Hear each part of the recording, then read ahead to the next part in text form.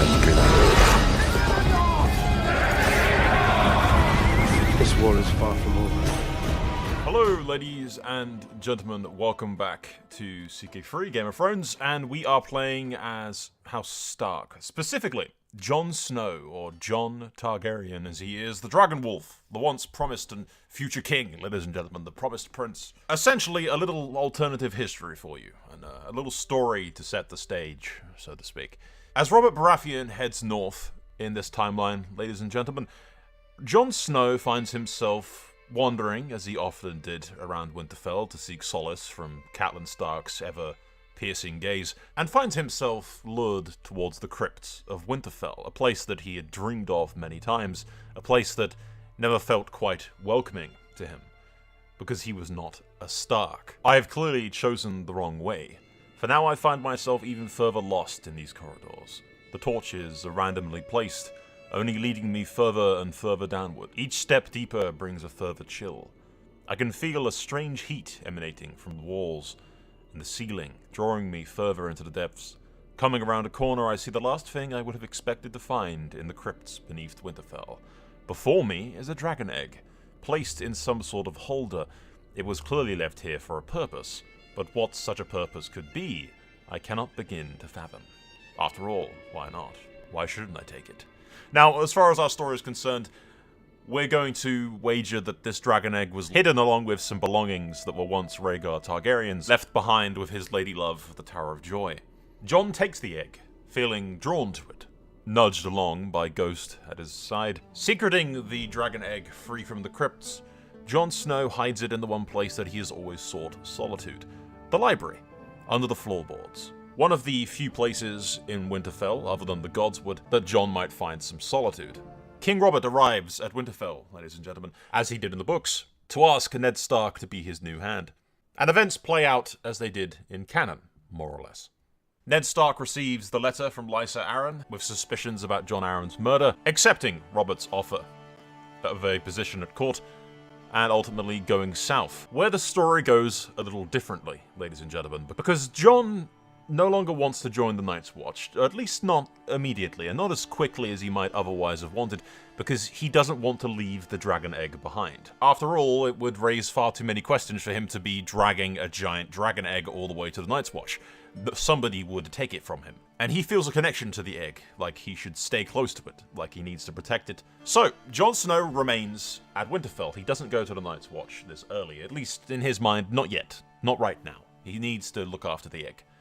He stays, often paying visits to the library, and eventually, after King Robert's entourage leaves Winterfell, Joffrey's assassin goes after Bran Stark, causing a distraction with a fire that ultimately in this universe spreads to the library where Jon is sitting, reading over the histories of House Targaryen. The fire does the job, distracting Robb Stark as he flees from his brother's room to help put out the fires, while Jon Snow is in the library reading his books on dragon lore and old Valyria, desperately trying to acquire some knowledge of dragon eggs. The fires creep and eventually reach Jon in the room, choking on smoke. He holds the egg, and the heat of the flames, ladies and gentlemen, hatches the dragon, birthing into the world the first dragon Westeros has seen in hundreds of years. As the fire rages, Jon Snow stumbles out of the smoking ruins. His clothes and hair burnt away, he wanders into the courtyard to be met by his brother's shocked gaze and those of the guards of Winterfell. They all lay eyes upon the creature sitting on Jon's shoulder. A dragon, the first seen in hundreds of years, white as snow, with blue wings of frost. It shrieks for all to hear, and Jon's secret is out. Rushed away to the privacy of their chambers by Robb Stark, who desperately asks for an explanation from Jon and how the hell he has a dragon. Jon will ultimately name the dragon Winter, a majestic beast with silvery white scales and blue hues on the spikes of his crest. The creature, in appearance at least, seems to be what Jon would suspect a ice dragon to look like from all of the legends and the fables. So Jon names it Winter. Just as Catelyn Stark busts into the room and demands an explanation for what the entire castle is calling a miracle and Jon Snow's hatched the dragon and what all this nonsense is about. Catelyn demands answers and then she sees the creature and faints. Just the image of Catelyn Stark demanding answers, thinking that Jon's lying and causing some kind of problem, and like this is like her worst fear. Oh my god, Jon's like up to something. He's trying to make a move now that Ned's out of the capital. She walks into the room, sees the dragon on Jon's shoulder, and then just fucking faints. Ultimately, ladies and gentlemen, it will be Catelyn to travel south, as she trusts nobody else once she wakes up from the thing and realizes that this is not in fact a dream, but this is actually happening. Catelyn, other than demanding answers, decides that Ned has to come home. He has to get home now. She needs answers, and Ned is the only one that could possibly give her those answers. Because Catelyn has a sneaking suspicion that she now knows who Jon's mother is. It must have been a Targaryen. It must have been somebody with Targaryen blood. So she needs the answers, and she needs her children to be safe. But she doesn't trust a raven to deliver the message. Or anybody else, for that matter. She leaves Robb in charge of Winterfell, tasking him to keep this secret. Under no circumstances should anybody else speak of this. The entire household is sworn to secrecy, although that probably will not last very long, to be honest. Considering the entire courtyard saw Jon with a dragon on his shoulder, whispers are gonna sneak out. At any rate, Catelyn Stark travels south to King's Landing to go meet Ned in King Robert's court, as she does in canon. Only this time, she goes to Ned and says, Jon has a dragon. And Ned Stark's face turns as white as snow. Something clicks in his mind. He doesn't even ask questions. He just gets the hell out of there. He just leaves. He just gets the hell out of there. He hands his badge of office to Robert Baratheon, who screams and shouts and demands an explanation, but Ned says nothing. He simply leaves. He takes Catelyn back north as quickly as humanly possible, ultimately shitting himself the entire journey back up north because his worst fears have come to fruition and somehow Jon has a dragon. He trusts his wife completely. She would not make this up. Jon has a dragon. Albeit the dragon is small, it will not stay small forever, ladies and gentlemen. Ned has to get home. He has to protect his family. He has to keep this secret. He has to keep it safe. He has to keep his promise and keep Jon Snow safe. Ned Stark returns to Winterfell and tells Jon the truth. In the privacy of the crypts, he tells Jon how his mother was Lyanna Stark. He tells him of the Tower of Joy, of the tourney at Harrenhal, and the tragedy that occurred there. He tells Jon and Robb as well, who is present, and demanding answers himself, and obviously with Catelyn there. They discuss the future and the reality of the situation. Jon is technically the heir to the Iron Throne. He is Rhaegar Targaryen's only living son, as far as they know. Ned also shares with the boys, and with Catelyn, his belief, while in King's Landing, that Joffrey Baratheon is in fact a bastard born of incest between Jaime and Cersei. And that Stannis Baratheon would be the true heir to the throne, but things have changed. Jon has a dragon. The dragon's going to grow up. Ned can't keep this a secret forever, and it's probably Catelyn to point this out. Sooner or later, everyone's going to know about it. There's no way in hell someone isn't going to whisper the fact that Jon Snow has a dragon, considering that the boy walked into the courtyard and was witnessed by like 50 or more people. Somebody is going to whisper about this. Lord Varys in King's Landing and his little birds are going to catch wind of this. Considering the fact that the beast is growing at a surprising rate, as the wheels of fate turn ever onward, marking the dragon Winter as an instrument of destiny. Jon Snow's heritage will come to light, and Ned has to consider a future where Jon may well become king. After all, putting Stannis on the throne, the man would wish for Jon's head, or very least send him to the Night's Watch and punish the Starks. There is, sadly, no future where House Stark is safe unless Jon is placed on the Iron Throne. But Ned will not move against Robert while he still lives, and the Starks decide to keep it a secret for as long as they possibly can.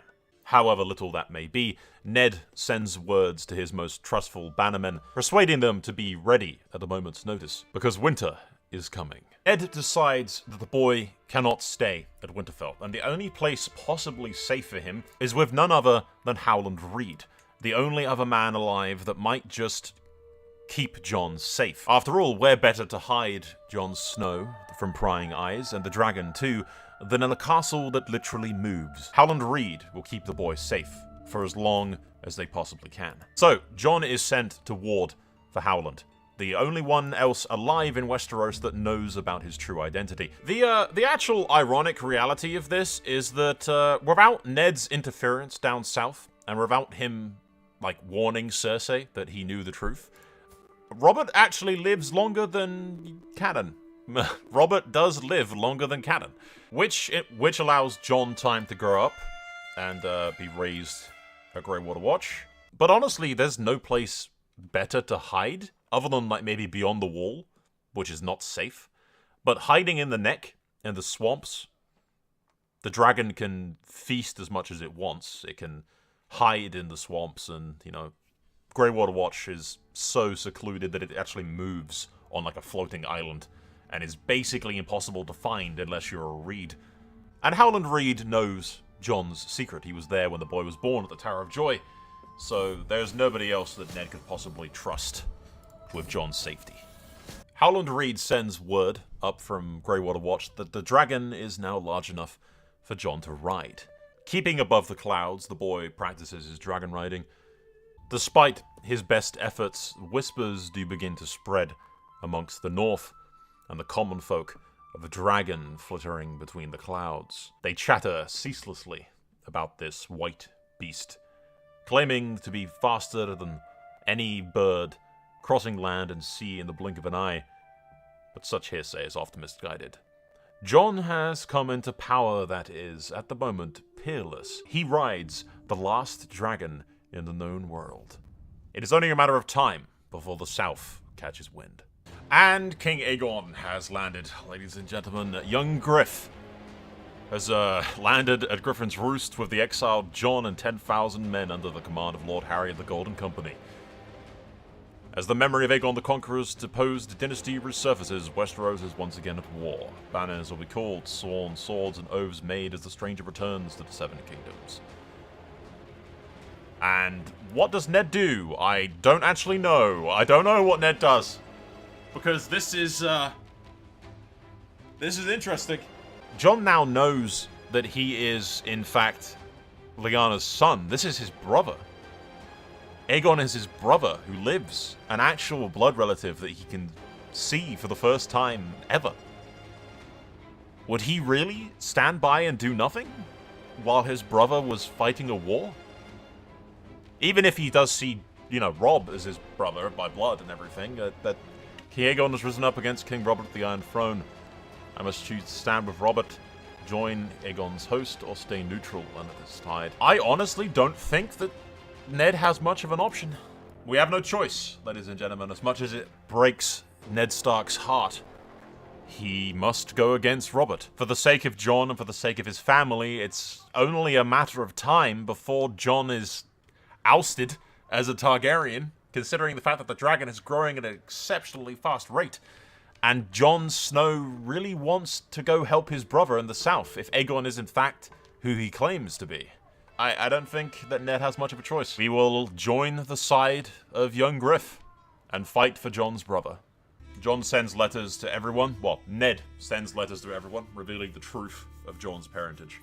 The ravens are sent, the message is delivered, the truth known, though it may curse me for revealing such a grand secret.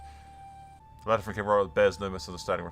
He demand I join the Night's Watch to live out my days in the frozen north. And Ned rallies the north, though not all the lords. The Reach has joined me, actually.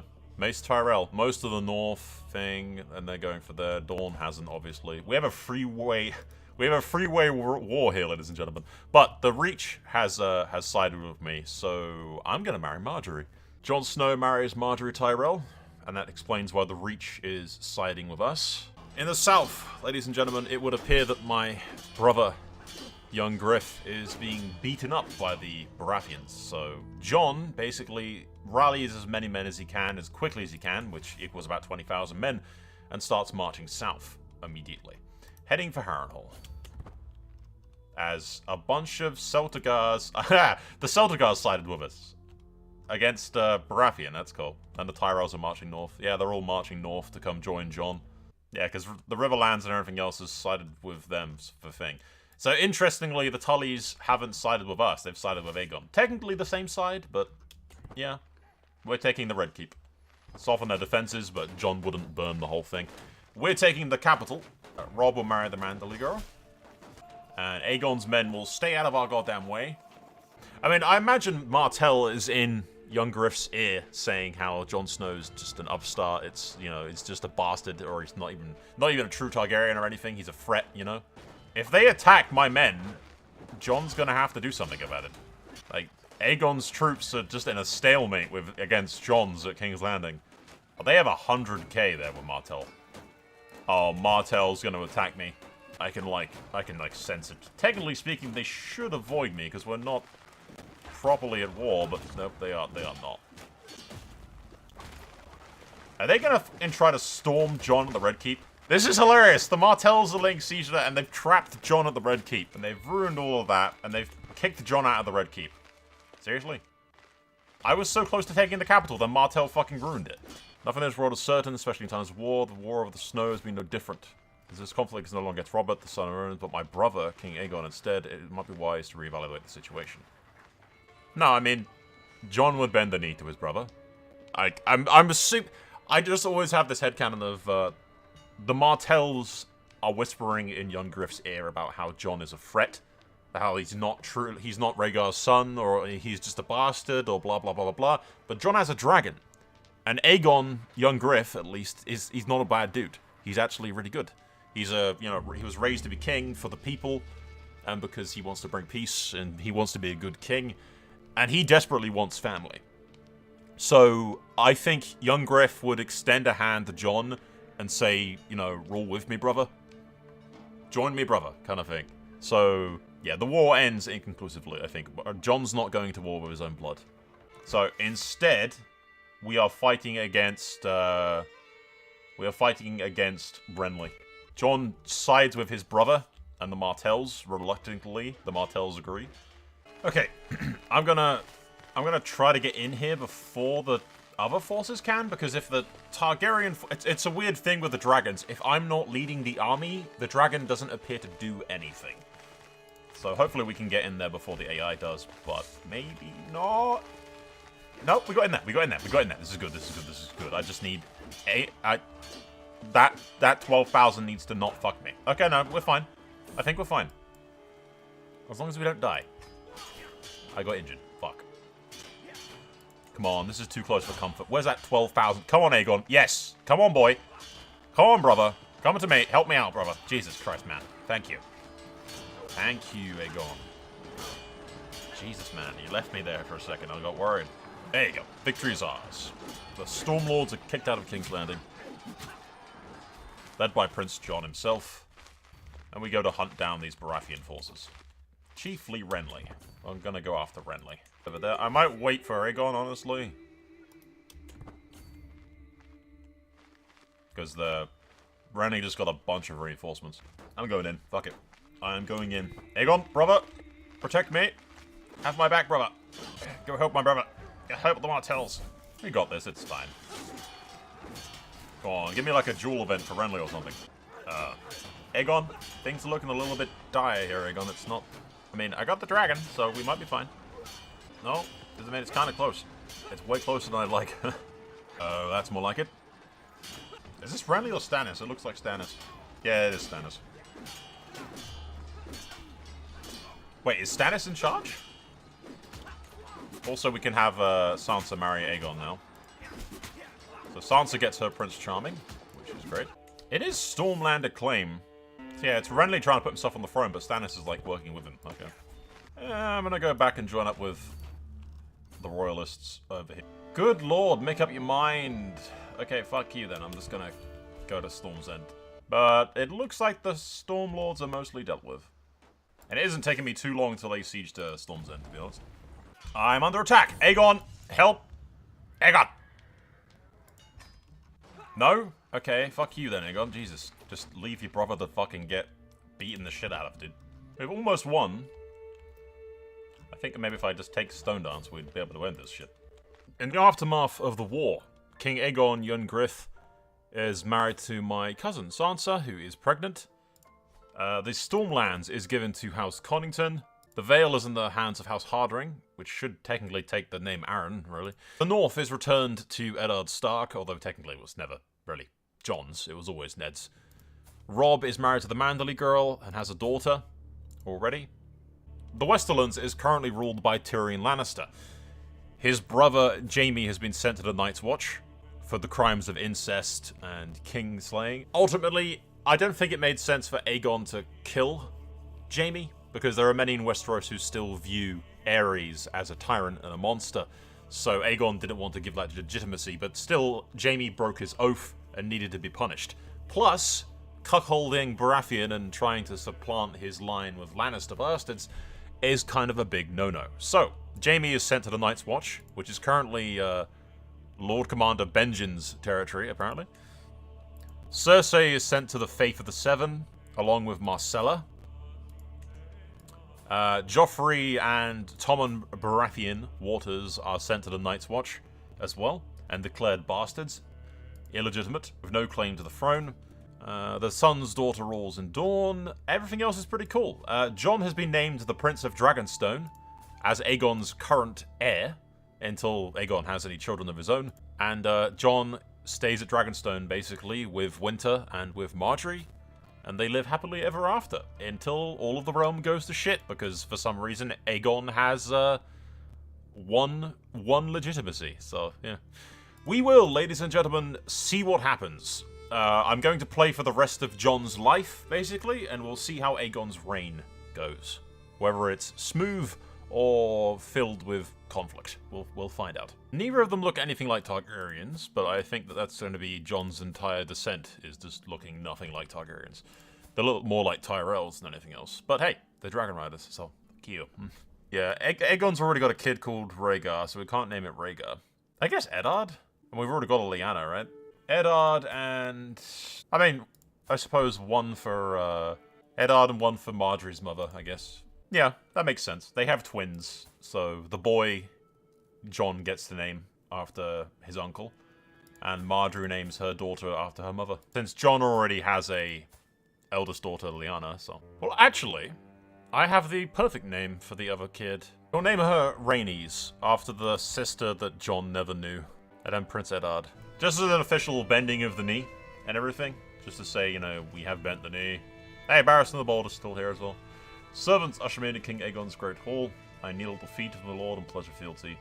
With that, the ceremony is complete. I have nothing to offer the king except my promise to faithfully serve as vassal. Aegon bids me rise to affirm his satisfaction, along with my rights to the lands I rule instead. Hail the king.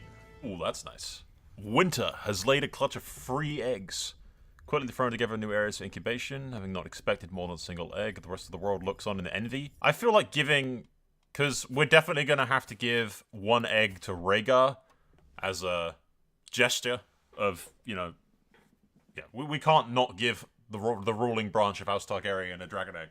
So I do think we definitely gift Prince Rhaegar with an egg of his own. In front of all the court and a grand ceremony, we will give young Rhaegar a red dragon egg. Because there will be those who look at Jon as a threat to the reign of, like, King Aegon and his children. So giving the egg to Rhaegar is, you know, just looked upon well, I think. I'm going to arrange a marriage between Lord Valoron and Arya Stark. I feel like she'll, you know, that makes her able to basically live at Dragonstone with Jon, or at Driftmark, or within, you know, a day's sail to Dragonstone. She basically lives right next door to Jon, and it's to one of Jon's principal bannermen. And the guy's not bad. He's honest, authoritative, temperate. You know, he's one of the last members of, like, a really old thing. And I think, yeah, it's a decent match. I think they'll get along well enough. And, like, she's not going to be... She can do whatever she wants. She can go sailing and explore and stuff and all that. So she'll be fine. It keeps her close to Jon, which I think she likes. But father, Eddard, please. I have been oh so very good. I'll not complain my classes for a whole week if you let me ride Winter. Please, oh please. I might have to ride her myself one day anyway. Still, dangerous proposition. Winter is a powerful and dangerous creature. Alright, let's do it. It'll be fine. There's a 10% chance the child dies. Nope, he got brave. There you go. He is a dragon rider, lads. He's a dragon rider at heart. Actually, he's hatched a dragon. Yeah. He's hatched a dragon. They both have. I don't know. Prince Rhaegar has hatched a dragon. Eddard has hatched a dragon, which is like green and blue. Fuck it, we're naming him Summer. Which is the name of Bran's direwolf, but it. And then again, it's assumed it's a male. So I'm not sure. I'm surprised there was no pop-up about any of this, the fact that they hatched the dragons. No, we'll name it Spring. It's not very Targaryen-y names, but then Jon isn't very Targaryen-y, so... Winter is just a badass, though. Jesus, it looks cool. Yeesh. Sansa's ill again. But she has popped out another kid. My nephew, Daeron. So they have 3 sons now, at least. And I have changed the name of the dragon that Rhaegar has hatched to Vermillax, as a nod to Vermilion for the color red. So, yeah. Vermillax. I think that's a nicer name. Rhaegar's son has named his dragon very Targaryen-y and Valerian, whereas all of Jon's kids have named theirs after the seasons of Westeros. And Marjorie is pregnant again. They are wasting no time. They are having fun at Dragonstone, ladies and gentlemen. They're having lots of fun. And another son. Jesus. We have no problem with the succession, that's for sure. And young Prince Rhaegar can be betrothed. In order to further tie the 2 branches of the family together, young Rhaenys will be betrothed to Rhaegar. I think that makes the most sense. Again, we want to avoid any conflicts, Dance of Dragons nonsense. The last thing Jon wants is for his family to be in conflict with the throne. So, yeah, he gave the dragon egg to the young prince. He's bent the knee. He's done the marriage pacts. It couldn't be more obvious that we are not a threat to the throne, kind of thing. Hey guys, do you want to see something real hilarious? Actually, I got 2 things. First of all, Edmure is married to a Lannister. And, so is the Princess of Dawn. The Princess of Dawn has, like, 7 kids with a Lannister. None of them have got golden hair, but then she does tend to sleep around a lot. But still, the fact that a Martell married a Lannister and a Tully married a Lannister is hilarious. Well, we'll skip ahead again, just keep seeing if anything interesting happens. I've married off all of my kids, so Benjen is betrothed to Arya's daughter. My daughter is married to Arya's grandson, son as well. Brandon is betrothed to a Tully girl with blonde hair. Eddard is betrothed to a Celtigar girl who hasn't got the most great traits or anything, but it's got dragon blood. So Rhaenys is obviously betrothed to Prince Rhaegar, and my eldest is betrothed to the heir to Celtigar. I'm hoping that Winter actually pops out more dragon eggs, would be nice. But yeah, I think Aegon's rule is going to be pretty fine, honestly. There's nobody to really stop him, and he's got just... he actually had a daughter for once. Hey, there we go. But yeah, Westeros is united, and I don't think there's anyone that can really stop us, so... But still, we'll see what happens with the rest of Jon's rule. Jesus Christ. Jon's children are dropping like flies to this plague that's happening. What about the crown? Is the crown okay? Yeah, the crown's not getting ravaged by this. It's just apparently me. Plague system really needs toning down. It happens way too often, and it's just way too, like... Yeah. Or fucking everyone, like, if you're a highborn noble, you should have, like, some kind of health bonus, because the nobles are more healthy than the average, lowborn. The lowborn will be dirtier and more prone to sickness. Whereas the highborns will, they have their own maesters, they're cleaner, and all that shit, more or less, usually, so. And Marjorie died. Marjorie died while pregnant. Jesus Christ, Jon's just gonna have a mental breakdown at some point. I mean, he literally is. I was gonna wrap this up with, like, Jon lives happily ever after. Nope. Jon is not fucking happy. Jon is pissed. Jon is very, very sad. And a 4th, and his wife. And another kid, Benjen, just died. Son of a... Well, we still have all my eldest children. Just all of the youngest have been murdered by the plagues. Ah, crap, even Arya died. Arya died of the frickin' plague thing as well. Oh shit, Sansa died as well. Sansa died from the pox. So, and so did Ned. Oh no, Ned died from internal injuries, apparently. He was wounded. Rickon is... Oh, Rickon went to the Night's Watch. Oh, no, wait, what? Oh, okay. Not my son, although Brandon is still ill. His betrothed. Okay, I'm no longer ill. That's nice. Jon's not particularly too thrilled. Honestly, we'll wait to see if he actually even survives this plague. And go from there. And they've had a son. It does not look like a Valerian, though. That was the plan, but it has not worked. Honestly, I think he names his son after the brother that he lost. It does seem that the Icefire branch of the... Oh god, it's sickly. Son of a bitch. There's only 4 of them left alive, but... Gawain Baratheon is a maester who's actually Joffrey's son. And if we go to Robert and then Renly's children actually went missing. So there could still be some Baratheons out there hiding in Essos. Just waiting, lads. Okay, young Griff goes off to war against the Dornish, of all people, ironically, because they are rebelling against him. It's not a war that we need to be worried about. They're gonna get annihilated. But in Aegon's absence, he has called Jon to act as regent for the Iron Throne in his absence. So, the recognition. Jon will be a good regent, and he'll leave Eddard Whiteflame back in charge of Dragonstone. Also, Prince Brandon has joined the Kingsguard and named himself White Drake, and is actually going north to beat the crap out of some Valemen? Question mark? Brandon will march for the king, at any rate. Eddard will stay home at Dragonstone and rule, and Jon will act as regent in Aegon's absence, but also apparently march with the king and occasionally burn some bitches. Because, yeah, no, we are marching with Aegon as well, despite the fact that we're a regent. I guess we're performing some dragon attacks, lads, and then going back to the capital. This war will be over before it's even begun, honestly. Doran Martell is just a lunatic. A kinslaying lunatic. He had his own daughter executed. Fire arrangement. Burn him, Winter. Oof. Yeah, no, he had his own fucking daughter executed. Wait, Rob? What are you doing? Rob, what the hell, man? What? Rob has declared himself king of the North. Aegon just let that happen. The North broke away from the Iron Throne just because? Okay, that's a thing that just happened, ladies and gentlemen. That is a thing that just happened. Oof. If you're wondering what happened to the Prince of Dawn, Jon incinerated him with his dragon. So that brought the whole rebellion to an end by the looks of it. He also seems to have incinerated the man's beard in the process. So that's a thing that happened. But yeah, no, the boy is now in charge of Dorne. So yeah, Dorne's back in the fold. The Conningtons still rule the Stormlands, Tyrell's in the Reach, Lannister. Lancel's actually in line to inherit. And yeah, the North is independent. That's a thing that happened, apparently. Well, this is slightly awkward. King Aegon has declared war on the North against King Robb, the king who rose. I figured it's a good contrast to the king who knelt, is then Robb declares himself king and the king who rose.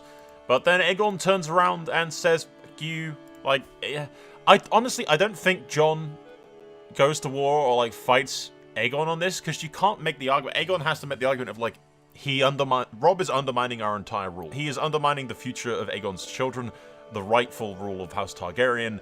If they allow Robb Stark to do this, everybody else is going to think that they can do it.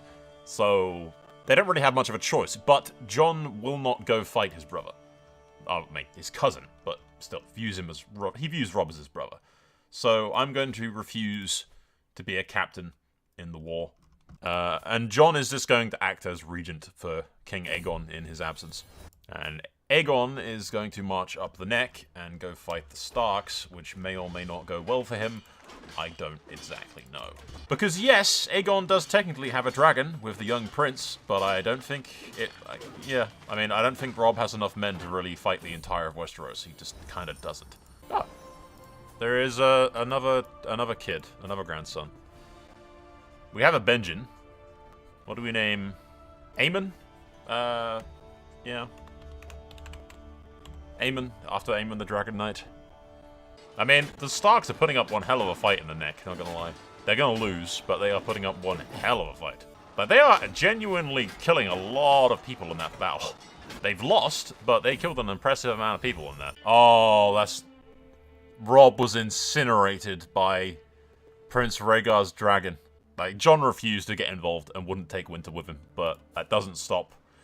God damn it. This is kind of Jon's fault. Jon gave Prince Rhaegar the dragon egg. Yeah, gained stress, critical, friend Robb has died. If Jon didn't give, I mean, there's no way he could have known this would happen, but if Jon didn't give Rhaegar the dragon egg, then Robb might still be alive. Oh, and then he dies. Jon dies after. Oh, of a heart failure. Once he hears the news that Robb was killed by a dragon nonetheless, the dragon that he is responsible for. I don't know why he suddenly grew a beard, but there you go. He died of a heart attack because he felt responsible.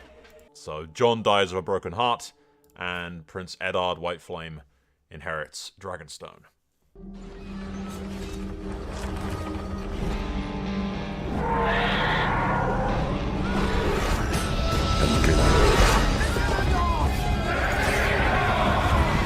This war is far from over.